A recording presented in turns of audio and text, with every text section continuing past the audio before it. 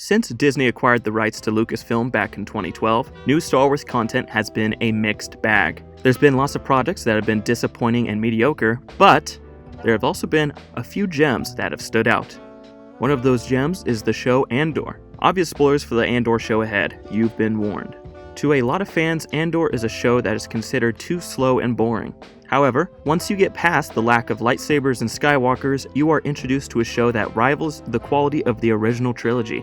I hate shows like Andor because it makes me realize that I will never be able to write anything near that level of quality. I mean, I could bang out a show like The Book of Boba Fett in an afternoon, but Andor would take me eons to craft. There are a lot of factors that make Andor an amazing show, but one that sticks out compared to other Disney Star Wars shows is that every single character in Andor has a purpose. Each character is three-dimensional and has wants, desires, and goals that they all want to accomplish. And it's not just the main characters or supporting characters that are like this.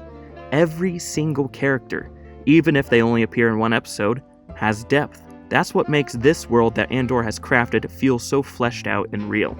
There's one character that I want to point out that proves this, and it may not be a character that you have even thought of or remembered.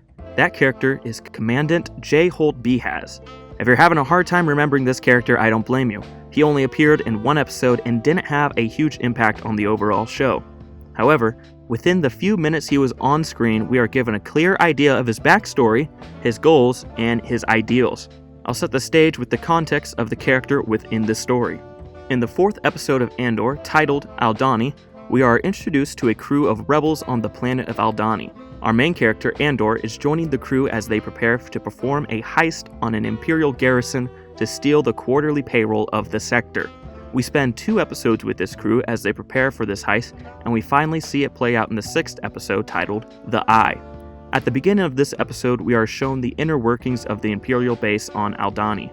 Commandant Jold Beaz is the leader of this base, and he's currently trying to charm an Imperial engineer who has been sent from Coruscant to inspect the base for a potential new airport. At the same time, the local Aldhani people are making a pilgrimage to watch a sacred annual comet display. From this introductory scene, we learn a lot about Jold.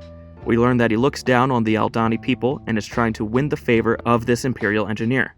So he wants to make sure the ceremony goes off without a hitch. This characterization is pretty standard for an Imperial officer, as we gather the basic facts that he is elitist, fascist, and, evil, just like every other Imperial officer.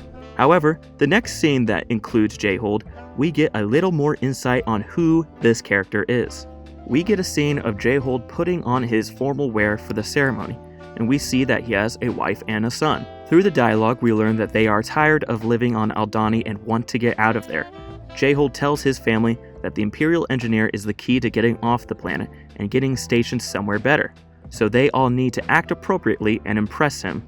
This is the key to Jold's character. This desire drives his character and informs us, the audience, on why he acts the way he does and why he makes the choices he does. By simply adding this small scene and letting us see this insight into the life, the showrunners have transformed this one-dimensional Imperial officer into a 3-dimensional character with their own personal goals and desire.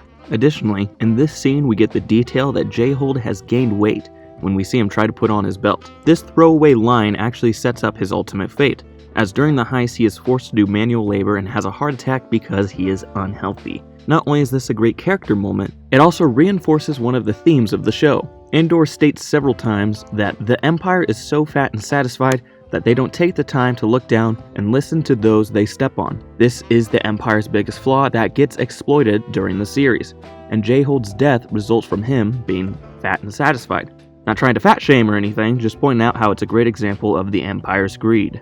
So, what is Jold's purpose in the story? He is purely meant to be another obstacle for our heroes, and to add more layers to the heist. The showrunners didn't need to add this backstory to this character. He could have just been a faceless Empire crony, and the character would serve the same exact purpose. However, the showrunner, Tony Gilroy, and the writers of Andor do not operate like that. I'm not saying that Commandant Jold Beaz is the best written character in the show, he's just an example on how each character in the show is fleshed out, no matter how much importance they have to the overall story. Andor is full of Commandant Jolds. There's a bunch of minor characters that will appear in one episode, but in the time they are given, we get a full idea on who they are and what their motives are, no matter how simple or how complicated. This depth also enhances the performances by the actors. There's a reason why a lot of performances in other Star Wars shows are kind of disappointing. The actors are not giving a lot of material to work with. That's why there's so many great performances in this show, because the actors have so much material to sink their teeth into. Another aspect which makes a character like Jold so well constructed is that his level of evil feels realistic. In Andor, all our main villains are not dark side wielding Sith who are trying to take over the galaxy. Most of the villains in this series are middle to upper management Imperial officers, like Cyril and Dedra.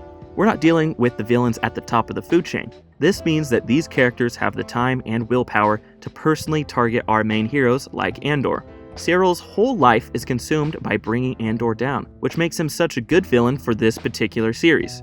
Commandant Jold is not the most evil Imperial officer we've ever seen. The most evil things we see him do in his short screen time is talk about the Aldani natives like they are less than him and threaten to beat his kid. He just seems like a regular kind of jerk who you could easily see existing in real life. He's one of the most realistic Imperial officers we've seen, which makes him so much more intimidating to me. How the writers of this series go about creating their Imperial characters also contributes to how the entire Empire is portrayed in this series. The Empire employs tactics to oppress the people of the universe that are used by actual governments in real life. And it seems like a lot of the characters who are employed by the Empire in this series are just normal people following orders, which gives the Empire a level of depth and realism contrary to a lot of other Star Wars media out there, where the Empire is portrayed more as a faceless evil entity.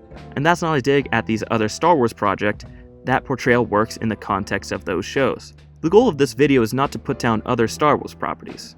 Well, actually maybe some of them. They are all good in their own context, but the way Andor goes about showing the Empire as a threat and how they write their characters is a refreshing take on the Star Wars universe, which has been pretty stagnant for a while. So that's pretty much everything I wanted to talk about in this video.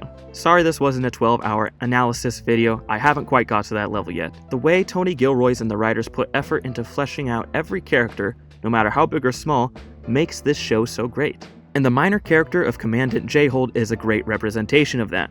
I love this show so much, and it has been one of my favorite Star Wars properties in a long time.